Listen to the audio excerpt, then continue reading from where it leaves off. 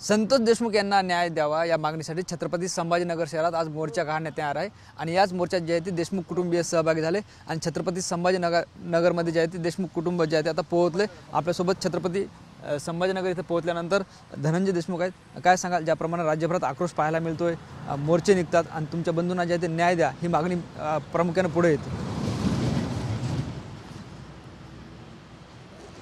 जे हे अमानवीय कृत्य घडलेलं आहे, जवळपास 40 दिवस होत आले आहेत। एक आरोपी फरार आहे आणि ज्यांना मदत करणारे, कटकारस्थान करणारे, घटना घडल्याच्या अगोदर, घटना घडल्याच्या नंतर ज्या कोणी सगळ्यांनी ह्या लोकांना मदत केली त्या लोकांचा अजून तपास करणं चालू आहे।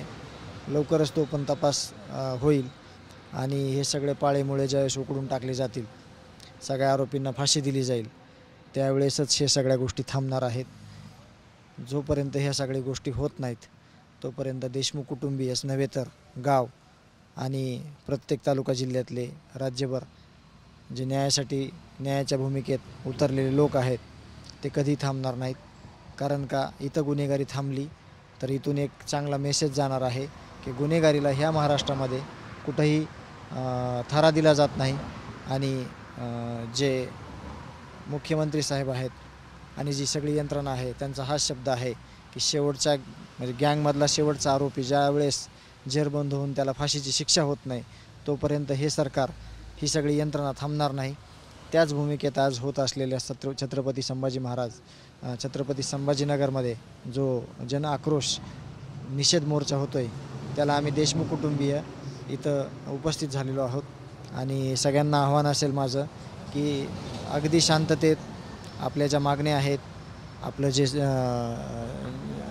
जी भूमिका आहे न्यायाची, या भूमिकेमध्ये सर्व पोलीस यंत्रणा असेल यांना सहकार्य करून आपला आजचा जो जन आक्रोश निषेध मोर्चा आहे तो पार पाडावा अशी आमची देशमुख कुटुंबियाची विनंती असेल। वैभव, काय सांगशील, वडिलांना न्याय मिळावा म्हणून प्रत्येक मोर्चात सहभागी होतेस, आज छत्रपती संभाजीनगर इथे आलीस।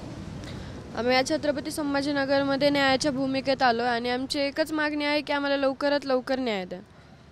पण यापूर्वीचे जर मोर्चे बघितले तर काही आरोपी जे आहे ते फरार होते, काही आरोपींवर मकोका लावण्यात आला नव्हता, मात्र बऱ्यापैकी जे आहे ते तपास यंत्रणा गतिमान झाले चित्र पाहायला मिळतं। या मोर्चातून सरकारला काय विनंती असणार आहे?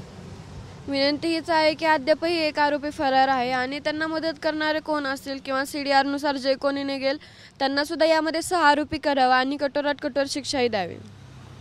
निश्चितच आपण जर बघितलं तर हे देशमुख कुटुंबीय होतं, आरोपींना अटक करावी आणि CDR काढावा। ज्या आरोपींनी या आरोपींना पळण्यासाठी मदत केली किंवा सहकार्य केलं त्यांचाही तपास करण्यात यावा आणि या कटकारस्थान असलेल्या आरोपींना सहभाग नोंदवून त्यांनाही कठोरात कठोर शिक्षा द्यावी अशी मागणी त्यांनी केली आहे। कॅमेरा पर्सन आप्पासाहेबसह ज्ञानेश्वर लोंढे, TV9 मराठी, छत्रपती संभाजीनगर।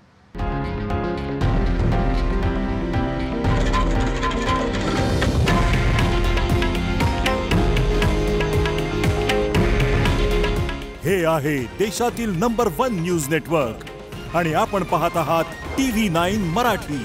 काळजी तुमची, हित महाराष्ट्राचं।